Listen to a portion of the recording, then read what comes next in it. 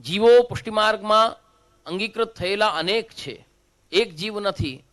એ વૈષ્ણવોની અંદર વિચાર કરવાની વાત છે વૈષ્ણવો, કે આટલા અસંખ્ય કેટલા જીવો હશે, લાખો જીવ છે પુષ્ટિમાર્ગી વૈષ્ણવ, પરંતુ દરેકની એવી વ્યવસ્થા નથી હોતી, દરેકને ત્યાં દરેકને અનુકૂળતા નથી હોતી કે પ્રભુ ઘરમાં બિરાજી શકે, ઘરમાં પધરાવી શકે. આપણા સંપ્રદાયની અંદર આચાર વિચાર પરંપરા એનું ખૂબ જ મહત્વ છે. આજથી નહીં, પૂર્વકાલથી શ્રી મહાપ્રભુજી ગુસાઈજીના સમયથી જે પરંપરાઓ ચાલતી આવે છે એમાં આ બધી વસ્તુનું બહુ ધ્યાન દેવાતું હોય છે. ત્યારે જ્યારે આજનો સમય જે ચાલી રહ્યો છે, જે કલિકાલ પ્રચંડ સ્થિતિમાં ચાલી રહ્યો છે, એમાં જે કંઈ પણ પાશ્ચાત્ય સંસ્કૃતિ દ્વારા જે કંઈ પણ આપણા બાળકોને યુવાનોને જે કંઈ પણ બાધિત કરી રહ્યું છે અને આચાર વિચાર આદિકમાં ક્યાંય પણ શૈથિલ્ય આવી રહ્યું છે, તો તેના વિચારે જ્યારે વિચાર કરીએ આપણે, તો આપણા જે પ્રભુ આપણે પધરાવીને આવીએ ને જો અગર આપણે આચાર વિચારમાં આપણે ઢીલા હોઈએ, ઘરે જો અસ્પર્શતા ન પાડી શકતા હોઈએ, તો સ્થિતિ એવી થાય કે આપણને અપરાધ પડે જીવને. તો જ્યારે એ પ્રભુ ઘરે નથી પધરાવી શકતો તો એવો જીવ ક્યાં જાય? જો મંદિર ના હોય તો ક્યાં જાય? એક વાત. બીજી વાત કે તમારે ઘરે પ્રભુ પધારે, કૃપા કરીને વિરાજે, તમે પધરાવો ઘરે, જેને સગવડ છે તેને. ત્યારે જ્યારે તમારે ત્યાં પ્રભુ પધારે, શું તમે બધી વસ્તુ જે ઉત્સવના પ્રકાર છે બધા કરી શકો ખરા? બધા શૃંગારોના પ્રકાર, બધી સામગ્રીના પ્રકાર, બધા મનોરથોના પ્રકાર, એટલું બધું કેમ સંભવે જીવથી? સ્પષ્ટ છે. પણ પ્રભુ કૃપાલુ છે. તમે જે કંઈ કર્યો છો તમે પ્રેમથી ભાવથી શ્રી મહાપ્રભુજીની આજ્ઞા પ્રમાણે, મર્યાદા પ્રમાણે તે તમારું સ્વીકાર કરે છે કૃપા કરીને પ્રભુ. પરંતુ એ જે તમારે ત્યાં જે કંઈ પણ બાકી રહી જાય છે એ ક્યાં થાય છે? એ મંદિરમાં થાય છે. ધર્મી અને ધર્મ બે પ્રકારના સ્વરૂપ આપણને બતાવવામાં આવ્યા છે, આજ્ઞા કરી છે. શ્રી ગોવર્ધનધર શ્રીનાથજી આપ ધર્મી સ્વરૂપ છે, બીજા અન્ય જેટલા પણ સ્વરૂપ છે બધા ધર્મ સ્વરૂપ છે. ત્યારબાદ જે ગુરુ ઘરે બિરાજમાન જે પ્રભુ છે એ શ્રીજીના ધર્મ સ્વરૂપ છે, પરંતુ જ્યારે અત્રે બિરાજમાન છે, વિઠ્ઠલેશ ભવનમાં બિરાજમાન છે, ત્યારે આપ ધર્મી સ્વરૂપે બિરાજમાન હોય છે. આપ જ્યારે શ્રીજી પાસે પધારે તો આપ ધર્મ સ્વરૂપે પધારે છે, આપ અહીં પધારે ત્યારે આપ ધર્મી સ્વરૂપે બિરાજમાન હોય છે. તમારે ઘેરે જે પ્રભુ બિરાજે છે, જ્યાંથી તમે ગુરુ ઘરેથી પધરાવ્યા હોય તે સ્વરૂપના ધર્મી સ્વરૂપ તમારા ગુરુ માથે બિરાજતા, ગુરુ ઘરે બિરાજતા એ ધર્મી સ્વરૂપ હોય છે. તો તમારા ઘરમાં રહેતી જે કંઈ ઉણપ છે, કોઈ પણ સામગ્રી આદિ, કેમ કે ભાઈ ઉત્સવમાં તો એવું હોય ક્યારેક 2 સામગ્રી, ક્યારેક 4 સામગ્રી, ક્યારેક 8 સામગ્રી, ક્યારેક 16 સામગ્રી, આ તો પ્રકાર એવા હોય બધા. શ્રી મહાપ્રભુજી ગુસાઈજીનો માર્ગ છે, આમાં કંઈ ઘટતું નથી. પણ બધી જ વસ્તુ આપણે નથી કરી શકતા, પ્રભુને વિનિયોગ નથી કરાવી શકતા. ત્યારે એ જે બાકી રહેલું છે એ તમારે મંદિરની અંદર પૂર્ણ થાય છે. જે ધર્મી સ્વરૂપે વિરાજમાન શ્રી પ્રભુ છે એ કૃપા કરીને આપ અંગીકાર કરે છે. આ રહ્યો સેવાનો ક્રમ. બીજી વસ્તુ છે સ્મરણની વાત આવે, ભગવત નામની, ભગવત ગુણગાનની વાત આવે. આ જીવને અગર કઈ વસ્તુ જાણવી છે, સમજવી છે, યદિ ઘરે રહીને એ સેવા કરશે, સ્મરણ કરશે, એને કોણ બતાવશે, કોણ સમજાવશે કે તું સાચું કરી રહ્યો છે, તું ખોટું કરી રહ્યો છે? અમે અનેક વૈષ્ણવોને ત્યાં અમારે જવાનું થતું હોય, અનેક વૈષ્ણવોને ત્યાં અમે જોતા હોઈએ, દર્શન કરતા હોઈએ પ્રભુના. ઘણી જગ્યાએ અમને એવું લાગતું હોય કે અરે આ શું? પછી અમે કહેતા પણ હોય વૈષ્ણવ આમ ન થાય આ વસ્તુ. તો આ વસ્તુ જે છે, જો તમે ઘરે બેઠા બેઠા જો અગર દરવાજો બંધ કરીને સેવા કરો ને જો મંદિરે ન જાઓ, જો મંદિરનો વિરોધ થાય, મંદિરે ન જાઓ, તો સ્થિતિ એવી થાય તમારી વૈષ્ણવ, તમે આગળ કેમ વધો, કેમ શીખી શકો? પ્રભુને તો નિત્ય પરિશ્રમની જ વાત આવે. આ વસ્તુ કોઈ એવી નથી કે સહજતાથી શીખાઈ જાય. આ તમારો સામાન્ય સહજ વિષય નથી, લૌકિક વિષય નથી કે તમને જન્મતા જ આ બધું આવડે. જેમ આપણને બોલતા આવડે, કંઈક કહેતા શબ્દો આપણે શીખી જઈએ, જેમ મોટા થતા જઈએ એમ આપણે શબ્દો એકબીજાના પ્રયોગ કરતા શીખી જઈએ, કેમ કે એનું આદર કરવું, સન્માન કરવું એ બધું શીખાઈ જાય. સેવા એમ ન શીખાય.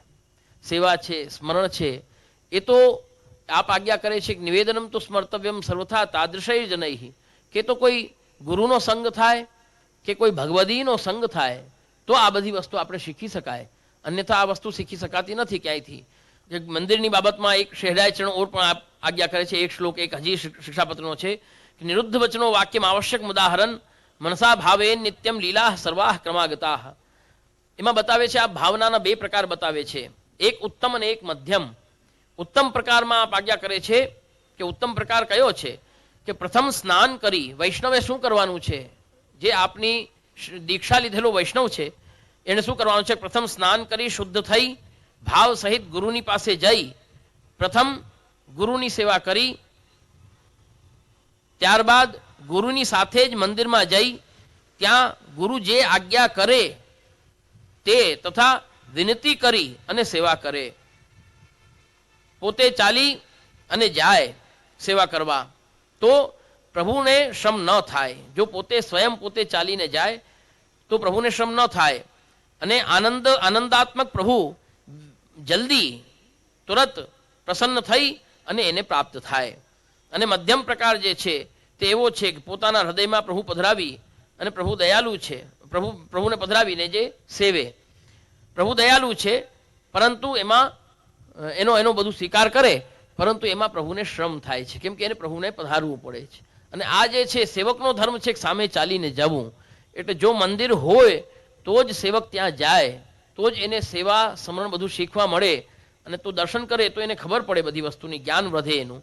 બીજું કોઈ આપણે અહીંયા કોઈ માર્ગમાં કોઈ એવી કોઈ વ્યવસ્થા નથી બીજી પૂર્વકાલથી જ કે ભાઈ ત્યાં તમે જઈને આના ટ્યુશન લઈ શકો, શીખી શકો.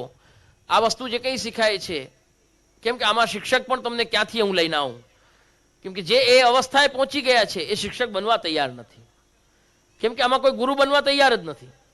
સૌથી મોટી સમસ્યા એ જ છે કે જે અગર ભગવદીની કક્ષાએ પહોંચી ગયા હોય તો એ હંમેશા એમ જ કહેતા હોય હું કાંઈ જાણતો જ નથી, મને કાંઈ ખબર જ ન હોય, એમ જ કહે. ને જો જાણતો હોય એમ કહે કે હું જાણું છું તો એ ગુરુ લાયક ન હોય, શિક્ષક લાયક ન હોય.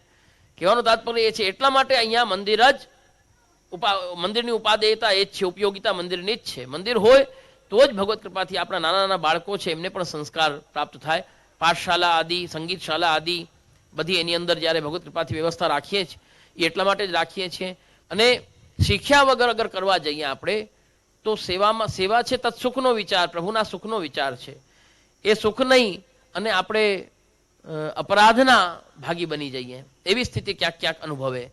તો કહેવાનું તાત્પર્ય એ છે કે આ જે મંદિરની પરંપરા જે ચાલતી આવી છે એ શા માટે ચાલતી આવી છે. અમે પણ અંદર ઘરે દરવાજો બંધ કરીને સેવા કરી શકીએ છીએ, નથી કરી શકતા એવું નથી. ભગવત કૃપાથી ચાર હાથનો ધણી બિરાજે છે, બધું જ થઈ જ જવાનું છે, એમાં કોઈ ચિંતા નથી, કાંઈ ઘટે નહીં, કોઈ વાત નહીં. ને બધા જોઈ જ રહ્યા છે. સમિતિના કોઈ પણ સદસ્યને તમે પૂછી શકો છો કે કોણ કરી રહ્યું છે, ભલે કોઈ પણ કાંઈ કહે પણ સમિતિના સદસ્યને પૂછો, બધા એક જ કહેશે ખબર નહીં. કેમ થઈ રહ્યું છે કોઈને કાંઈ ખબર જ નથી. બધી શ્રીમદ મોહનલાલની કૃપા જ છે માત્ર ને માત્ર. એમની ઈચ્છા થઈ છે કે નૂતન મંદિરમાં પધારવું છે એટલે આપ બધું જ કરાવી રહ્યા છે.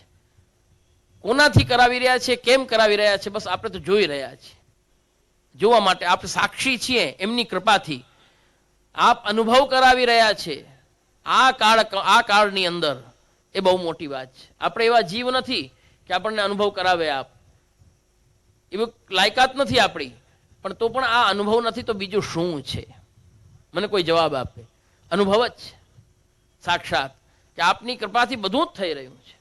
અને મારું સમિતિને પણ એક જ કહેવાનું છે, કરી રહી છે એ સમિતિ એ પણ ભગવત કૃપાથી આજે એ જ ભાવથી કરી રહી છે, કેમ કે એમને પરચો છે, એમને અનુભવ છે, નથી એવું નથી. પણ તો પણ પુનઃ મારે આ જ વાત એ લોકોને કહેવી છે કે જેટલી પણ સમિતિમાં આજે બધાને વરણી થઈ છે, બધાને જે કંઈ હોદ્દા પ્રાપ્ત થયા છે, બસ એક જ વાત હૃદયમાં રાખજો. આપણે પ્રારંભથી જે વાત રાખી છે એ જ ઠેઠ સુધી, જ્યાં સુધી ભગવત કૃપાથી શ્રીમદ મોહન પ્રભુ પધારી ન જાય ત્યાં, પધારી ગયા પછી પણ હું તો કહું આજીવન આ જ રાખજો. જે કંઈ હાથ પવિત્ર થાય સેવાની અંદર, કાયિક, વાચિક, માનસિક, તનથી, મનથી કે ધનથી, જે પ્રકારે આપણે પ્રભુમાં વિનિયોગ થઈ શકીએ, પ્રભુમાં આપણું વિનિયોગ થઈ શકે, ત્યાં હંમેશા એક જ વસ્તુ માનજો, બસ કે બધું કૃપા કરીને પ્રભુએ જ કરાવ્યું છે, પ્રભુની ઈચ્છાથી જ થયું છે, પ્રભુએ જ કરાવ્યું છે. આપણે કંઈ કરી શકતા નથી.